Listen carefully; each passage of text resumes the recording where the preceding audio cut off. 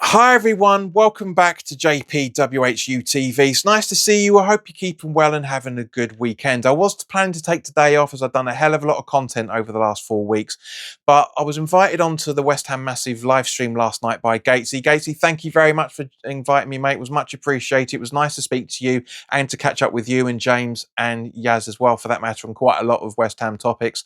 But one of the things that were mentioned last night is the incoming West Ham assistant coach, Rui Pedro Da Silva. I think that's how you pronounce his first name.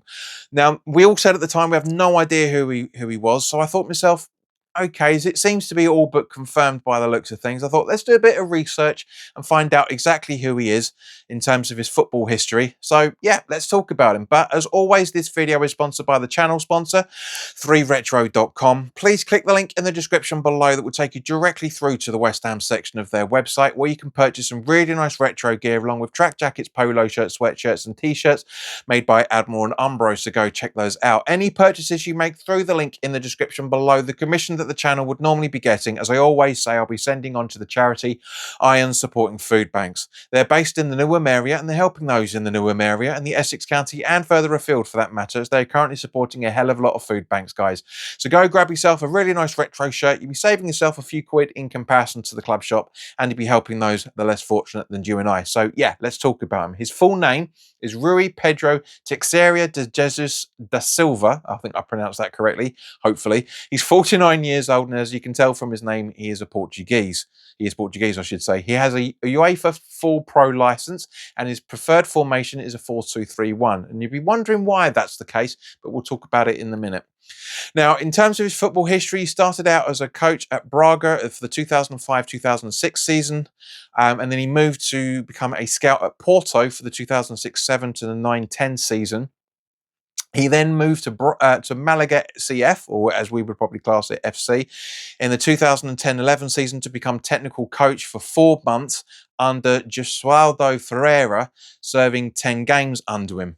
However, he did move with Ferreira to Panathinaikos a week later after leaving, to become his assistant manager until the end of the 11-12 season, and serving under Ferreira for 72 games. He then moved to Portuguese side Rio Ave on the 12-13 season to become assistant manager until the end even of the 13-14 season, where he met Nuno Espirito Santo and was his assistant for 80 games. He then moved to the Valencia with Nuno on the 14-15 season, again as assistant manager, serving 62 games until about September, October of 15-16 season, and then moved again to Porto with Nuno to become assistant manager on the 16-17 season and 49 games. He then moved to Wolves with Nuno in the 17-18 season until 2021, where he served 199 games again as his assistant manager.